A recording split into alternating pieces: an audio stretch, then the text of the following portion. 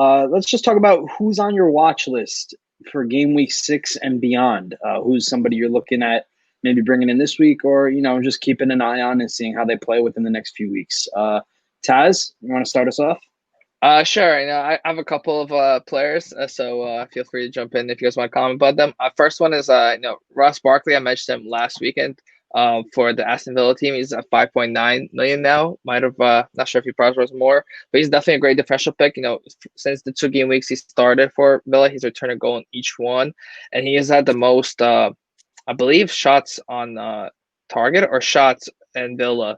Or inside the penalty area. One of those, he has had the highest most for Villa, so it kind of looks enticing, and he might be possibly in penalties. That's the kind of rumor I saw going around, so we won't know that for sure until Villa get a penalty, but somebody that I'm keeping on my watch list. If you do have that like 6.0 million midfielder that you're not happy with how he's performing, you can bring in Ross Barkley to cover that Aston Villa that looks in form right now. Also, somebody else I'm considering kind of maybe possibly is Bale. I wasn't big on him at first, but coming in, he only played for 18 minutes and he had 2 shots, and that was that totaled how much Son took the entire game, which was pretty interesting to me. And I know Bale, I've mentioned this before, Bale's kind of a more of like a true like kind of winger in the sense of like if he's in front of goal, he's gonna shoot it every time. I don't see him passing the ball ever, so I feel like he's gonna take many of those shots, and that's something you want to look out for in an FPL asset. But those are kind of the 2 of my things. And then I'm looking, we talked about Aguero. C4 is big on Aguero. That's somebody that under 5% ownership right now, and it's somebody definitely on my watch list, especially for. But I think as most of us are just waiting until Kane and his fixtures get tough to bring in Aguero. But until then, Phil Foden is 6.5. He has the most shots inside the box from Man City currently with 8, and he has started in all 4 Premier League games. So that's something that we were kind of worried about in the beginning of the season about his playing time. But with the injuries to KDB elsewhere, he's a great pick in there. Mm-hmm. Let's go to C4 next, since I assume you're going to talk about Aguero. Are you? Yeah, so as I was saying, in terms of watch list by position, I already know up top there's only 2 players I'm looking at, Brewster and Aguero.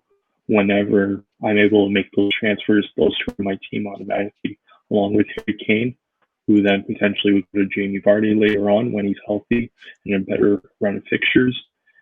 Defense I'm really looking at right now is taking Trent to like a 5.5 defender. The midfield's where I'm really struggling. I feel like now, like you look at Son, you look at Bale, you look at Rashford. There's a lot of these, I'm going to call them tweener assets that they're not quite premium, but they're really attractive. So I'm already kicking myself in the foot. Okay, would it be worth it to take Sterling down to Son for the next 3 or 4 game weeks?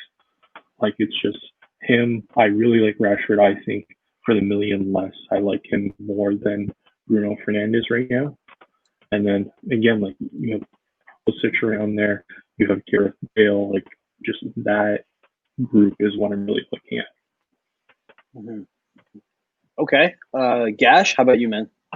Yeah, so probably the 2 I'm looking at most, that are the big heavy hitters or super that people are considering a lot maybe at the moment. Ziyech is one, just because I think everyone's kind of focused on Pulisic coming back, where Ziyech is I think maybe 0.4 cheaper right now. I think he's at 7.9. So you save a little bit of money there. Yeah. So, and I know he's a lot less owned, which maybe is just because he's a little bit further behind on coming back from injury. But I think people know that Pulisic is Premier League proven, whereas Ziyech isn't yet. So I think I said this before, but he could be a good way to get into that Chelsea attack as the cheapest of himself, Pulisic, Werner, and Havertz. So kind of keeping an eye there. And the other one is actually Antonio on West Ham. So I was thinking about that. The only downside to him is his price point for me personally, because it would kind of rip up my team structure. I really don't want to get rid of DCL unless he stops scoring for a few games in a row. But Antonio's had the 3rd highest non-penalty expected goals this season of all forwards at 2.98, so just about 3. And he's also had the most penalty area touches of all forwards with 34. And I think that's really impressive considering that West Ham have probably had the hardest start to the season in terms of the fixtures they've had to play so far. So at a certain point, they don't have a great next 5 or 6 or so. I think after game week 12-ish, their fixtures kind of turn. So there could be a point there where I want to bring him in and reevaluate depending on who's performing in my team and who isn't.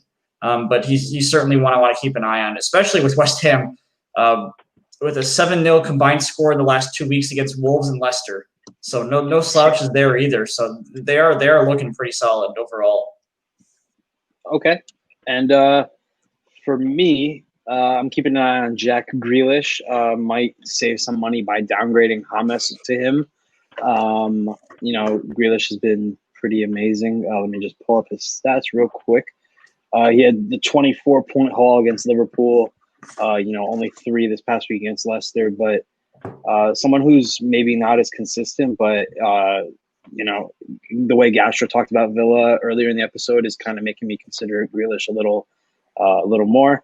I'm also looking at. So I have Bruno Fernandes right now. I dropped KDB to him last week, but I don't feel too good about Bruno this week against Chelsea and next week against Arsenal. So I'm looking at Sterling or Son, trying to just wait for KDB to return.